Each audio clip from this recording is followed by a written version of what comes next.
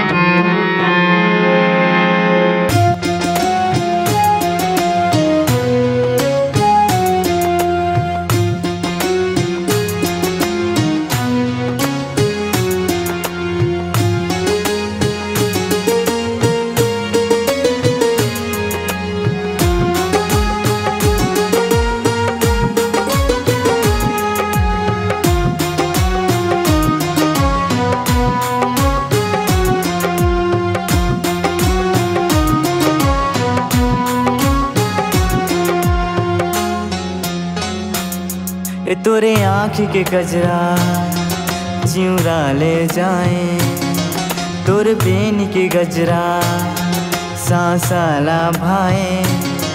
मोर मन मोहनी मोर मुरतिया, मोला भागे भोली सुरतिया। मोर मन मोहनी मोर मुरतिया, मोला भागे भोली सुरतिया।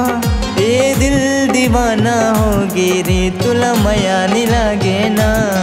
ए दिल दीवाना होगे रे, तुला माया नहीं लागे ना।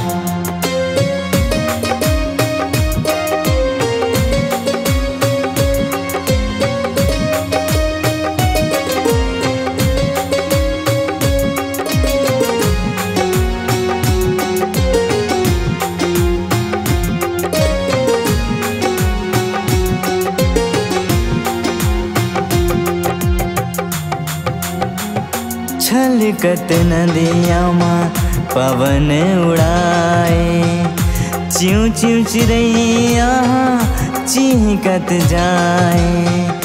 बाजे बसुरिया नाचे मयूरिया, हमर माया माँ नाचे बरतिया। मोर मन मोहनी मोर मुरतिया, मोला भागे भोली सुरतिया।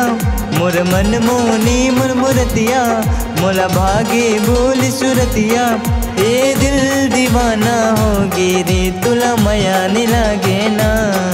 ए दिल दीवाना होगे रे, तुला माया नहीं लागे ना।